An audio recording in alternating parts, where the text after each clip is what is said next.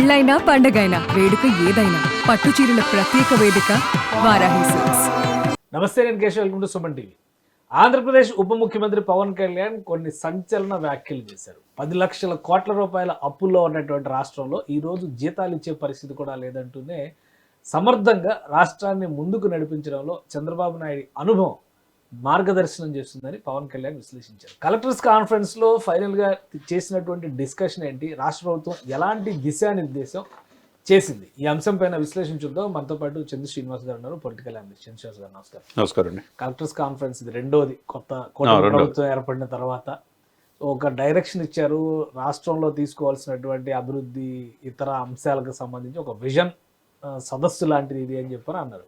So ఆ vision అనేది కలెక్టర్స్కి, ఆఫీషియల్స్కి, ఐపీఎస్లకి, ఐఏఎస్లకి కరెక్ట్గా కనెక్ట్ అయిందని అనుకోవచ్చా ఈ మీటింగ్ ద్వారా?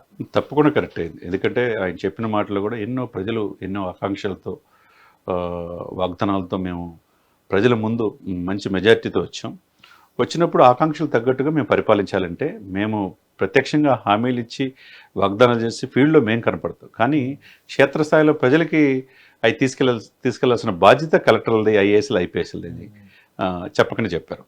అదే సమయంలో గత 5 సంవత్సరాల్లో కలెక్టర్ వ్యవస్థ, రెవెన్యూ వ్యవస్థ ముఖ్యంగా నిర్వీర్యం అయిపోయింది. చివరికి రెవెన్యూ వాళ్ళు మొత్తం కూడా సినిమా థియేటర్ల దగ్గర, ఇసుక దగ్గర, మీరు కూడా ఏమి అనలేని పరిస్థితి, మందు షాపుల దగ్గర ఉండాల్సిన పరిస్థితి దశాబ్దాలుగా ఎప్పుడు ఏ ప్రభుత్వంలో చూడలా. జగన్మోహన్ రెడ్డి గారు అలా చేశాడు. మేము కూడా మాకున్న పరిస్థితుల నుంచి రోడ్డు మీద పడాల్సి వచ్చింది. కానీ ఆ సమయంలో ఎవరు కూడా నమ్మకం నీరెత్తినట్టు ఉన్నారు కాబట్టి ప్రజల్లో తీవ్ర ఆవేశంతోనే ఆ ప్రభుత్వాన్ని మార్చారు. కాబట్టి మీరు నిజాయితీగా పనిచేయండి. ఐఏఎస్, ఐపీఎస్ అంటే ఒక దేవుళ్లాగా జిల్లాకి అధికారులు. అదేవిధంగా 5 కోట్ల మంది ఎంతో అభివృద్ధి ధ్యేయంగా ప్రజలు కోరుకుంటారు. దాని సంక్షేమాన్ని, ప్రభుత్వ సంక్షేమాలని క్షేత్రస్థాయిలో మీరు ఎటువంటి ఇది లేకుండా తీసుకెళ్లాల్సిన బాధ్యత మీదే అనేది స్పష్టంగా యాజ్ ఎ డిప్యూటీ సీఎంగా స్పష్టంగా తెలియజేశాడనేది మనం అనుకోవాలి. అంటే అసలు ఈ మీటింగ్ ద్వారా చంద్రబాబు నాయుడు గారు పదే చెప్తున్నారు, రాబోయేదంతా కూడా ఒక చేంజ్ ఓవర్ టైం. ఇది ఐటీ వెళ్ళిపోయింది, ఏఐ కూడా ఇప్పుడు వెనకబడిపోతుంది, ఆర్టిఫిషియల్ ఇంటెలిజెన్స్, డీప్ టెక్ అంటున్నారు ఆయన. ఏంటి దీనివల్ల ఆంధ్రప్రదేశ్కి కలిగేటువంటి ప్రయోజనం ఏంటి? ఆంధ్రప్రదేశ్లో ఎలాంటి మార్పులు రాష్ట్ర ప్రభుత్వం అంచనా వేస్తుంది? తప్పకుండా అండి. అంటే చంద్రబాబు నాయుడు అంటేనే అనుభవం. 4 దశాబ్దాల అనుభవం, 14 సంవత్సరాలు సీఎంగా చేశారు. దేశ విదేశాల్లో, ప్రపంచంలో టెక్నాలజీలు అందిపుచ్చుకోవటంలో అందివేసిన చెయ్యి. ఈ దేశంలో ఏ ముఖ్యమంత్రికి అంత అనుభవం లేదు. ఎందుకంటే దేశ రాజకీయాల్లో ఆ విధంగా ఆయన ఉన్నాడు, ఒకప్పుడు చేశాడు. హైదరాబాద్ని, సైబరాబాద్ని సృష్టించిన వ్యక్తే. ఎవరు అవుననుకున్నా కాదనుకున్నా హైదరాబాద్ని మళ్ళీ అదే విషయాన్ని పవన్ కళ్యాణ్ గారు కూడా చెప్పారు, పవన్ కళ్యాణ్ గారు ఈరోజు కోట్ చేశారు. అటువంటి వ్యక్తి, ఈ దూరదృష్టి వ్యక్తిని పరిపాలన మనం ఎటువంటి ఆటంకాలు లేకుండా మనం సపోర్ట్ చేయాలి. ఆ దిశగా మనం వెళ్ళాలంటే విజన్ 2047తో వెళ్ళాలి. మారుతున్న పరిస్థితులు, టెక్నాలజీని అందిపుచ్చుకొని వెళ్ళాలి. అదేవిధంగా మీరు అన్నట్టు ఆర్టిఫిషియల్ ఇంటెలిజెన్స్ ఈ రోజున రేవంత్ రెడ్డి గారు కూడా పక్క రాష్ట్రంలో చెప్తుంది ఏంటి, ఇది నెంబర్ 1గా మనం హైదరాబాద్ తీసుకెళ్దాం. అవకాశాన్ని అదే సమయంలో ఆర్టిఫిషియల్ ఇంటెలిజెన్స్ మీరు చెప్పినట్టుగా రెన్యూబుల్ ఎనర్జీ కావచ్చు, లేకపోతే డ్రోన్స్ విన్యాసాలు కావచ్చు, సీప్లేన్ కావచ్చు, ఇవన్నీ కూడా ఎవరు అంతకుముందు గతంలో 5 సంవత్సరాలు జగన్మోహన్ రెడ్డి గారు కూడా పరిపాలించారు. కానీ ఇవన్నీ లేవు కదా, ఇవన్నీ ఎవరు పట్టించుకోలేదు కదా. అంటే సెంట్రల్ నుంచి ఇచ్చే నిధులకే మ్యాచింగ్ గ్రాంట్ ఇవ్వకుండా వదిలేశారు. జల్ జీవన్ మిషన్నే పక్కన పెట్టేశారు. ఆంధ్రుల జీవనాడి పోలవరాన్నే పూర్తి చేయలేపారు. మంత్రులు మాత్రం 2 మారారు, కానీ పోలవరం అక్కడ ఆగిపోయింది. వీళ్ళు ఒక లక్ష్యంతో 2026 కల్లా పూర్తి చేయాలని అది కేంద్ర ప్రభుత్వం సహకరిస్తుంది, రాష్ట్రం కూడా అదే ఇస్తుంది. కానీ పాసిబిలిటీస్ ఎంతవరకు ఉన్నాయి? ఇప్పుడు మీటింగ్లో కూడా చాలా విషయాలు చెప్పారు. రూరల్ పావర్టీని ఎరాడికేట్ చేస్తాము, అలానే రహదారి వ్యవస్థలను బలోపేతం చేస్తాము, అక్రమార్కుల పైన ఉక్కుపాదం మోపుతాము. అయినా కానీ సివిల్ సప్లైస్ బియ్యం దారి తప్పుతున్నాయి. ఇంకా అదే ఇష్యూస్ వస్తున్నాయి. సోషల్ మీడియాలో జరుగుతున్నటువంటి ట్రోలింగ్స్, ఇవన్నీ వైరల్స్, ఇవన్నీ చూస్తూనే ఉన్నాం. సో ఇప్పుడు ఈ 5 నెలలు కంప్లీట్ అయినటువంటి నేపథ్యంలో, ఈ మీటింగ్ జరుగుతున్నటువంటి నేపథ్యంలో ప్రభుత్వ పాలసీలని ప్రజల్లోకి తీసుకెళ్లేటువంటి క్రమంలో అధికారులకు సరైనటువంటి దిశానిర్దేశం చేయగలిగారా? 100% చేశారనుకోవాలి. అంటే గత 5 సంవత్సరాల్లో కలెక్టర్లు కానీ, ఐఏఎస్లు, ఐపీఎస్లు కానీ, మిగతా డిపార్ట్మెంట్, రెవెన్యూ డిపార్ట్మెంట్ ఏ వ్యవస్థను కూడా వాళ్ళు అధికారం వాళ్ళ చేతిలో లేకుండా పోయింది. వీళ్ళే ప్రభుత్వ పెద్దలే వాళ్ళు ఇష్టానుసారంగా వివరించారు. ఎమ్మెల్యేలు వాళ్ళు ఇష్టానుసారంగా వివరించారు. అధికారులని ఎవరు పట్టించుకోవాలా అనేది మనకు కనపడింది. మీరన్నట్టు 3 పాయింట్లు దారిద్ర్య దిగువన ఉన్నవన్నీ గ్రాస్ రూట్లో మనం కనెక్ట్ అవ్వాలంటే గ్రామీణంగా కావాల్సిన గ్రామాలకు కావాల్సిన ఇవ్వాలి, పంచాయతీలకు కావాల్సిన ఇవ్వాలి. అదేవిధంగా రోడ్లు వసతులు కల్పించాలి. ఎప్పుడు లేని విధంగా ఈ ప్రభుత్వం వచ్చిన తర్వాత రోడ్ల మీద పూర్తి దృష్టి పెట్టింది. అదేవిధంగా 25,000 కోట్ల జలజీవన్ మిషన్ని గత ప్రభుత్వం ఎందుకు నిర్లక్ష్యం చేసింది? పట్టించుకోవాలి. మళ్ళీ చంద్రబాబు నాయుడు గారు, పవన్ కళ్యాణ్ గారు ఆ విధంగా తీసుకొచ్చారు. గ్రామాలని సస్యశ్యామలం చేస్తేనే, గ్రామాలు బాగుంటేనే ఆ రాష్ట్రం బాగుంటుంది, దేశం బాగుంటుంది.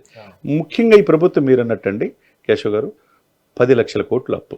నిజంగా పవన్ కళ్యాణ్ గారు చెప్పినట్టు చంద్రబాబు నాయుడు గారు 2014 అప్పుడు దిగేటప్పుడు 19లో దిగేటప్పుడు 2.5 లక్షల కోట్లు అప్పే. ఈయన చేసింది ఏంటి? అదనంగా 8 లక్షల కోట్లు అప్పు చేశాడు. అంటే దాదాపు 10.5 లక్షల కోట్ల అప్పు మీద ఇప్పటికీ మనం చాలాసార్లు చెప్పుకున్నాం కేశవ్ గారు, 6,000 కోట్లు ప్రతి నెల వడ్డీయే కట్టాల్సి వస్తుంది. అది ఎప్పుడు పూర్తి చేయాలి? కానీ ఆ ఎక్కడ కూడా కనపడకుండా ఒకవైపు ఉద్యోగులకి పెన్షన్లు 1వ తారీఖు ఇస్తున్నారు, మనం చూసాం. ఎక్కడ వాలంటీర్లు లేకపోయినా ఇస్తున్నారు. అదేవిధంగా 5వ తారీఖులో ఉద్యోగులకి జీతాలు వస్తున్నాయి. ఏది నీడినో అది చేయగలుగుతున్నారు. ఆ దిశగానే మీరు అన్నట్టు కేంద్ర ప్రభుత్వం కరెక్ట్గా రాష్ట్రాలకు ఇవ్వాలి అనుకుంటే, ఎందుకంటే రాష్ట్రాల యొక్క ప్రాధాన్యత ఏందని మొన్న ఎలక్షన్లో బీజేపీ కూడా తెలిసి వచ్చింది. కాబట్టి వాళ్ళు త్వరితగతిన అది గ్రామీణాభివృద్ధి కావచ్చు, గ్రామీణ నీటిపారుదల కావచ్చు, లేకపోతే ప్రాజెక్టు పూర్తి విషయం కావచ్చు, రాజధానికి నిధుల విషయం కావచ్చు, ఈ కనెక్టివిటీ అన్నీ కూడా అన్ని రకాల మౌలిక సదుపాయాల కల్పనలో కేంద్ర ప్రభుత్వం కూడా గతంలో ఎప్పుడు లేని విధంగా ఈ 5 మాసాల్లోనే చేతులు అందిస్తుంది. కానీ అంటే ఇప్పుడు ప్రభుత్వం చెప్తున్నటువంటి వాదనలు పదే ఈ ఉక్కుపాదంతో అణిచివేస్తాం, ఒక పాయింట్. ఆ ఉక్కుపాదం అనేది ఎక్కడ మోపుతున్నారు, ఎప్పుడు మోపుతున్నారు? పవన్ కళ్యాణ్ గారు మళ్ళీ ఇవాళ కూడా కాకినాడ పోర్టు, బియ్యం అక్రమ రవాణా, అలానే ఇతర అంశాలపైన జరుగుతున్నటువంటి ఈ పోస్టులు వైరల్ చేయడము, బూతులు తిట్టడాలు, వీటి గురించి మళ్ళీ ప్రస్తావిస్తూనే ఉన్నారు. ఎన్ని రోజులు పడుతుంది వీటిని? అదే చెప్పాడు. అదే మీరు అన్నట్టు ఐఏఎస్ ఐపీఎస్లకి కూడా ఒకే మాట చెప్పారు. మేము ఆన్ బిహాఫ్ ఆఫ్ ప్రభుత్వ ప్రతినిధులు, custodian of people and government, 5 కోట్ల మంది ప్రతినిధులుగా ప్రజలు ఎన్నుకుంటే మేము ఉన్నాం. మేము మీ మీద డిపెండ్ అయి ఉన్నాం. మరి మీరు 3 చెక్ పోస్టులు ఉంటే 3 చెక్ పోస్టులు కూడా దాటి ఇంకా ఎందుకు వస్తున్నాయి అని చెప్పన్నాడు. కరెక్టే. ఇప్పుడు ప్రశ్న బందర్లో, మచిలీపట్నంలో గోడౌన్లో సీజ్ చేసిన బియ్యం కూడా మాయమైపోయినాయి. ఎలా జరుగుతుంది? అంత అధికారుల సహకారంతో జరుగుతుందా, లేదంటే ప్రభుత్వ ఉదాసీనత వలన ఇంకా పెంచలేకపోతున్నటువంటి పరిస్థితి? అదే కదా, అధికారుల అలసత్వం అనేది ఆయన చెప్పకనే చెప్పాడు. మీరు గుండెల మీద చేసుకొని మీ వృత్తికి న్యాయం చేయండి. మేము గత ప్రభుత్వం లాగా మేము మీ మీద ఒత్తిడి తేము, హెరాస్మెంట్ చేయము. ప్రభుత్వ ఆస్తులు అప్పనంగా లాక్కునే వాళ్ళకి, లేదా అక్రమంగా రవాణా చేసే వాళ్ళకి 76% భూ కబ్జా కేసులు వాళ్ళ యొక్క రిప్రజెంటేషన్ లో వచ్చినాయి. దీని మీద ఉక్కుబాబుతో అంటే వీళ్ళకి అంటే సిన్సియర్ గా పనిచేయాలన్న తపన వీళ్ళలో కూడా ఉండాలి. ఇప్పుడు ఎక్కడో సుబ్బరాయుడు ఎక్కడో తెలంగాణ నుంచి వచ్చి తిరుపతి వెళ్ళి, తిరుపతిలో అరాచక శక్తులు రాజ్యమేలుతుంటే నైట్ 1 గంట దాకా షాపులు క్లోజ్ చేయకుండా రౌడీ మూకలతో కబ్జాలు, చివరికి గంజాయి, మద్యం, విపరీతమైన అంటే పరమ పవిత్రమైన ప్లేస్ తిరుపతే విచ్ఛిన్నం చేశారు. దాన్ని సుబ్బరాయుడు వచ్చిన 3 నెలల్లోనే మార్చగలిగాడు. వాళ్ళలో ఒక అవేర్నెస్ క్రియేట్ చేయటం, కాలేజీ స్టూడెంట్స్లో 10 గంటలకల్లా షాప్స్ క్లోజ్ చేయటం, అంటే లా అండ్ ఆర్డర్ అంటే ఇలా చేయాలనేది. ఆ విధంగా మిగతా వాళ్ళు కూడా అదే స్ఫూర్తితో ముందుకెళ్ళాలి. అది ఐఏఎస్లు కావచ్చు, ఐపీఎస్లు కావచ్చు. కాబట్టి ఆ సమర్థవంతమైన ఆఫీసర్స్ ఆంధ్రప్రదేశ్లో ఉన్నారు. మేము ఫ్రీ హ్యాండ్ ఇస్తున్నాం. ఇచ్చినప్పుడు ప్రభుత్వ ఆస్తుల్ని కాపాడాల్సిన బాధ్యత మీది అనేది ఆయన స్ట్రైట్గానే చెప్పాడు. మీరు అన్నట్టు నేపాల్ బార్డర్ దాటిన దాన్ని మళ్ళీ తిప్పి తీసుకొచ్చినప్పుడు రెడ్ శాండిల్లు అక్కడక్కడ జరుగుతున్నాయి చిత్తూరు వ్యాప్తంగా. అదేవిధంగా బియ్యం మీరు అన్నట్టు మొన్నటి దాకా 55,000 మెట్రిక్ టన్నుల దాకా పవన్ కళ్యాణ్ గారు లేవనెత్తేదాకా సోషల్ మీడియా మీద ఉక్కుపాదం మోపల మళ్ళా స్టార్ట్ అవుతుంది. ఇది ఎక్కడో చోట ఆగాలి. కఠినంగా నిర్ణయాలు తీసుకుంటే తప్పితే ఆగదు. కాబట్టి ఎవరు పవర్సు? జిల్లా అధికారిగా మెజిస్ట్రియల్ పవర్ కలెక్టర్గా ఉంటుంది. అలాగే లా అండ్ ఆర్డర్ బాధ్యతలు ఎవరు చూడాలా? ఐపీఎస్లో ఉండాలి. కాబట్టి వీళ్ళని ఇటువంటి రౌడీషిటల్ని, ఈ సంఘ విద్రోహ శక్తుల్ని, గంజాయి బ్యాచ్ని, లేకపోతే సోషల్ మీడియాలో ట్రోల్ చేసే వాళ్ళని, ఈ అబ్యూజన్ యాక్ట్ అనేది ఎప్పుడైతే అసెంబ్లీలో ఇంకా పూర్తిగా రాలేదు కానీ ఆ బిల్లు వస్తే కనుక వీళ్ళ రౌడీ షీట్ ఓపెన్ చేసేసి ఇమ్మీడియట్గా పీడీ యాక్ట్ నమోదు చేసుకోవచ్చు.